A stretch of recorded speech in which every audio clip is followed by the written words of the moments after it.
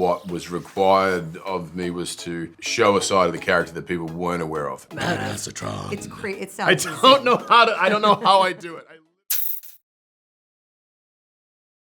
You know, there's a Transformer toy that I played with when I was a kid that I still to this day can't get to transform. So it's still like it's stuck with me for 4 decades, and I'm just like, I don't know what. But I think that says a lot about Transformers. It sticks with you. It's been a part of our lives for so long, and the fact that it's so global, like you can meet people from different walks of life, and you say Transformers, and they'll know exactly what it is. Yeah. So for us to be able to join that, I don't know, it's a dream come true. Yeah, I think about myself playing with the Transformers action figures in the backyard and pretending to be these characters, and now being a part of the universe and playing this too. You know, both of us play these iconic figures is a pretty wild experience, pretty surreal. Yeah, what Peter Cullen has done has been so brilliant and has become so iconic. And I was very nervous about playing the role because of that. I was very thankful though that the script was an origin story, and what was required of me was to show a side of the character that people weren't aware of. And there was this youthful, younger version of this individual who had a sense of humor, and there was vulnerability and enthusiasm and blind optimism, and there's a reckless sort of quality there. And so it wasn't the refined, precise version of what Peter had done. That was sort of an end point almost, or it was an influence around the vocal quality and the cadence and so forth. But the majority of the film, he's Orion Pax. He's not Optimus Prime. So it was nice to be able to give audiences something different and a fresh take. Well, you know, that moment in particular was a moment of defiance, right? You were seeing D16 after realizing what had happened to the Primes. You're realizing him see that the world that he had been living in is not exactly what it had seemed. He had been told that if he followed these rules and he did this, he'd rise in the ranks. And, you know, even the story of where the Primes went was a lie. It was all a lie. And so now when he's, you know, face to face with someone who is trying to defy him, he is absolutely not for it. He had been following these rules for so long. And I think about that moment when it happened to me. You know, I remember being 19 in college and like having this crazy confrontation with myself about what I thought the world was gonna be and how I wanted to be in it. And, you know, I don't want to say a cannon came out of my arm, but it kind of did. Like, you know what I mean? It kind of did. It's a metaphor is still there. But that, you know, what's amazing about that moment is that I've had the luxury of watching audiences see that and to hear them go, because you know they know that it's over, right? You can tell that they're like, oh, there's no going back for him now. But what I was hoping the most with this movie and being able to play D16 before he became Megatron is that audiences could feel his heart, you know, could feel for him when, you know, when they saw him see that everything he thought, you know, he was living for was a lie. Because I wanted all of us to feel that too, because at some point we've all been through that. We've all had that moment in our life. So, you know, I just wanted to relate to the vulnerability and to showcase his vulnerability, to showcase his fear, to showcase his doubt before you find him in that path where he's absolute about the power he yields. Yeah.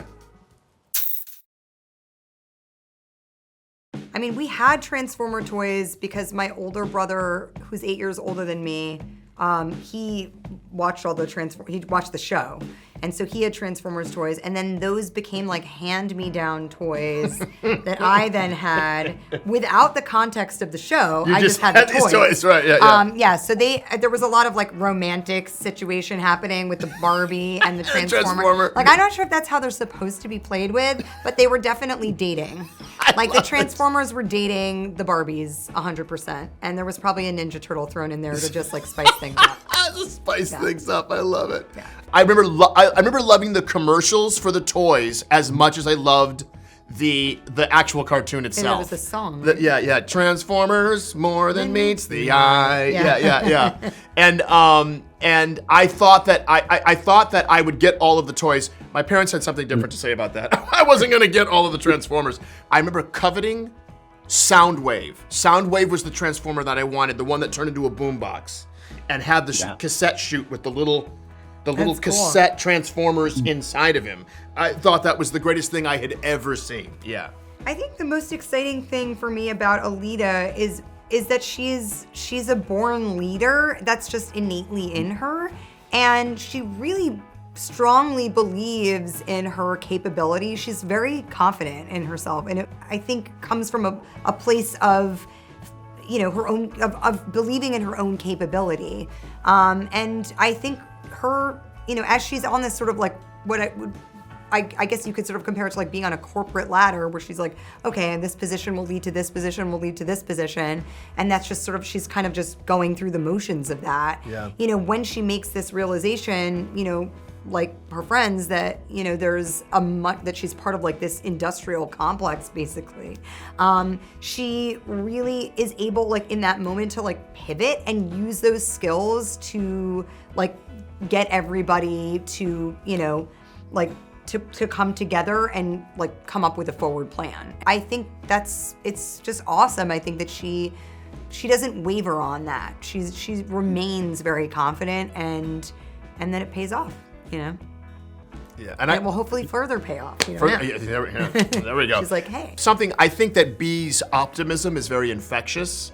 And that was something that I really enjoyed about that. He's like a silver lining guy. I'm still, even though the movie is already made, I'm still grappling with whether he was conscious about his station in life and just trying to make the most of it, or that he was in complete denial and or ignorant of his station in life and just thinking that everything's the best. Sometimes I think ignorance is bliss. So I try to think of him that way, that he's just like, I got the best life, and if I don't have friends and I'm in the bowels of this universe, I'm just gonna make friends. He literally, you know, when you were a kid, your parents say, make friends. He literally made friends. He manufactured friends. I just think that was something that I found really fun about the script, and something that I used as as a template. Him making friends was like, he makes lemonade out of lemons in every aspect of his life.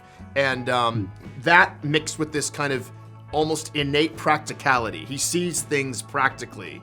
And so that was an interesting dichotomy, that he could have both of those qualities, and it works. I never got to work with Chris on this. It's so funny when we first, because we work totally isolated. Like my performance is completely isolated from Keegan and Chris and everybody else. And so when we first signed on to do it, like Chris was so, you know, we were texting each other. It was like, yes, we're gonna do this together. It's gonna be awesome. Like, and then that was you never saw each other, right? I never saw him. He just stayed in his house. Yeah, I haven't seen him in like eons. I think the last time we saw him was like at like Evan's wedding. I was like, where are we doing this together? But you know, I think honestly, he has such a, like, his voice is so distinctive. You know, I think it made perfect sense to me. And you also, like, because his voice is so distinctive and you associate him with roles where he has this, like, you know, he plays Thor. Obviously, it's like larger than like life in a lot of ways. Like in command. So it works perfectly that like you have this association with him already, you know, in place. I think it, like, I'm sure for him probably he like also, you know, was able to rely on that too as like part of his this performance as well. Masterful casting, I think. No, it is just my natural voice recorded. There's no, they don't synthetically do anything to it. It's just me. I realized just recently, while doing press, I think subconsciously, I was thinking about the aforementioned Soundwave, because he was my favorite Transformer, and that's how he talked. He was the only Transformer that didn't have a regular voice. Everybody else had a regular voice, and he had, you know, this robot voice. And so because he had that, I don't know, it just sprung out of me. Where did it come out of? I think it's because how is it not painful to make that voice? It's weird that it doesn't hurt. I don't know why it sounds like it should hurt. It also, Scarlett's very concerned about me. It's also like deep in your, like, it's in my diaphragm. I can't even do Okay. It's crazy. It sounds I don't know how I do it. I literally don't know how. It's so insane. I cannot explain it. Is there like some sort of like, is there something inside you? Maybe I have. Like a voice I box? feel like those monks, those Tibetan monks that go, you know, those guys who Oh, do yeah, that. yeah. Yeah. Yes, There's like a Tibetan second chant. Yeah, I don't know what It's it like is. a didgeridoo. You have like a weird didgeridoo. I have a in there. didgeridoo organ in my throat. Yes, right next to my epiglottis. I just wanted to say epiglottis. Yeah, he was a biology major. Yeah. He's flaunting that. It was everything. You know, it's funny, you're the first person to bring up the relationship between the two movies, which is interesting. And they're both about breakups, actually, at the end of the movie. But that is what made me want to do this movie, was that I liked the idea of putting these very human emotion and this human relationship into these characters. There's no humans in this movie because we don't need them. And also, this is being a prequel, or origin story. There's no humans necessary at all. So our Transformers become our main characters, become the humans, the characters we're relating to. So very similar to Toy Story, where you're just putting human emotions into toys. Did the same thing here. Yeah, that was one of my favorite Easter eggs that I didn't even, it wasn't my idea, it was the art department. They put that in there, and I thought it was a great idea. I wanted him to have some sort of cool throne, being that he's the leader at that point. And, I love Starscream as well, and knowing that he's always a kind of a backstabber and he's the number 2, but also trying to always be the number 1 is a really fun character. And so it made me think, like, okay, before, like, what was the first time they met? Can we establish that relationship, that kind of backstabbing relationship kind of early on? And so it was always, the thought was always to have Starscream be the leader, so that when you think about it later on, he's always trying to be the leader still. And let D16 really get in his side and kind of just steal the leadership from him. Great question.